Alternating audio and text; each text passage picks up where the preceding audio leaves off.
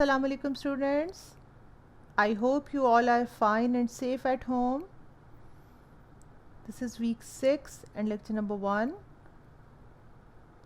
Today we will discuss the plant tissues and then simple tissues and compound tissues. Here are some objectives to summarize the structure of the plant tissues and list the major simple tissues and describe the structure of function of xylem and phloem. First, we will discuss what are the plant tissues. Like in animals, there are also tissues in the plants. Actually, a tissue is the group of the cells which perform the same function. This is called tissue. And the cells of the plant grouped into tissue with the characteristics functions such as photosynthesis, transport. There are two major categories. One is simple tissues and other is compound tissue. Simple tissue is again divided into meristematic tissue and permanent tissue. Actually, simple tissues are those tissue which are made up of single types of cells. So, they are called simple tissues. The first type of simple tissue is meristematic tissue. These tissues are composed of cells which have the ability to divide. The cells are thin-walled, have large nucleus and no vacuoles. As you know, the plant cells are having a vacuole, and the function of the vacuole is to store the extra food and water. So, the meristematic tissues in this, the cells are not having any vacuole. So, they don't have intercellular spaces among them. Here is the meristematic tissue. You can say meristematic tissue is two types: apical meristematic tissue and vascular meristematic tissue.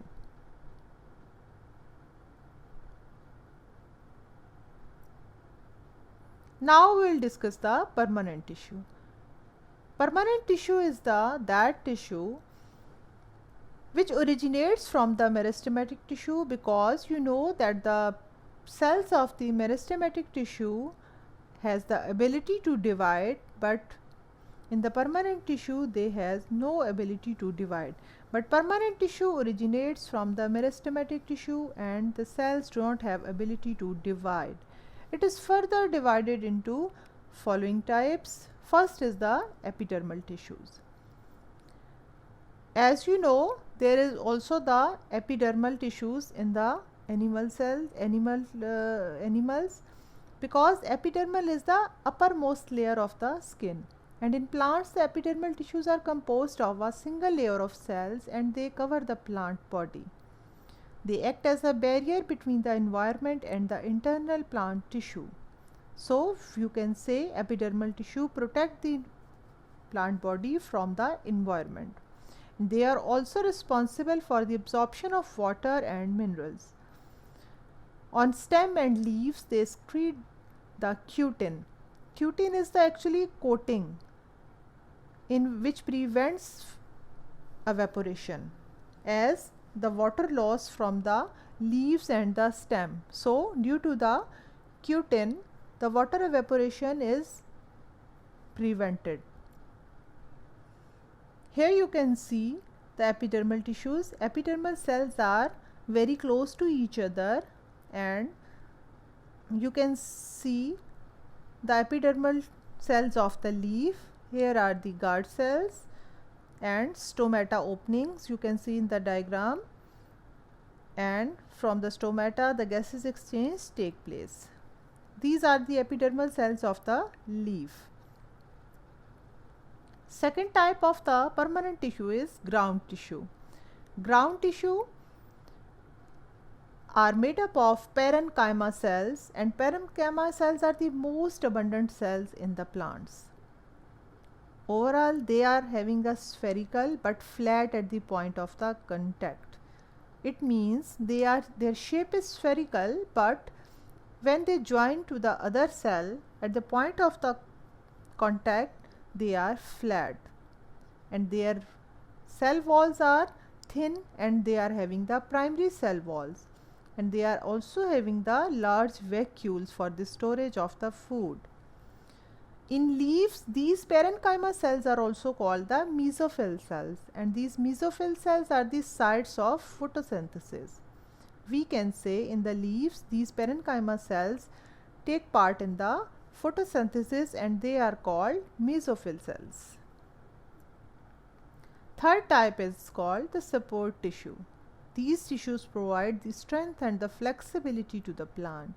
They are further divided into two types: collenchyma tissue and sclerenchyma tissue. Now we'll discuss the compound tissues.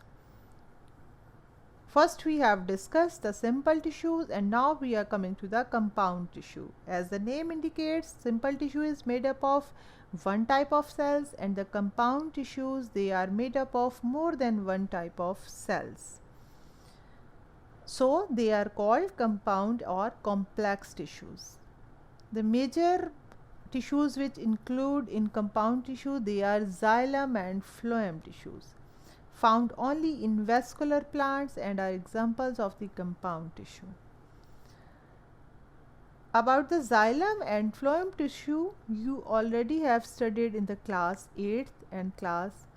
Now you are studying about the xylem and phloem in the plant tissues.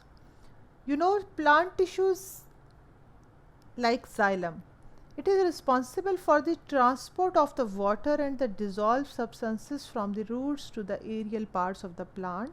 So during the photosynthesis, plants can take in water from the roots, and through the xylem vessels or xylem tissues, it can transport it from the roots to the upper parts of the plants like leaves, and then this water is used during the photosynthesis. Due to the presence of the lignin, the secondary walls of its cells are thick and rigid. That is why the xylem tissue also provides this support to the plant body. Two types of cells are found in the xylem tissues, and you can say xylem tissues having a primary wall as well as secondary wall. So it also provides the support to the plant body. Here you can see these are the vessels of the xylem tissue which can transport the water from the roots to the upper parts of the plant. Now we'll discuss the phloem tissue. Phloem tissue is responsible for the transporting of the food from the leaves to the other parts of the body. You can see here are some companion cells are also present, and sieve plates are also part of the phloem tissue, and phloem tissue is responsible for the conduction of the dissolved organic matter food between the different parts of the plant body. Phloem tissue contains sieve tube cells and companion cells. Sieve tube cells are long and their end walls have small pores. Many sieve tube cells join to form the long sieve tubes. Companion cells make the proteins for the sieve tube cells. These all made up a phloem tissue. Like in the phloem tissue, there are cells, there are sieve tube cells, there are companion cells. Every part is having their own function, but collectively they all perform the same function for transporting the dissolved organic matter which we call food to the different parts of the plant body. Students, here is the assignment. You have to write a note on the xylem tissues with the diagram. You can take the help from the page number 79, 80 and 81.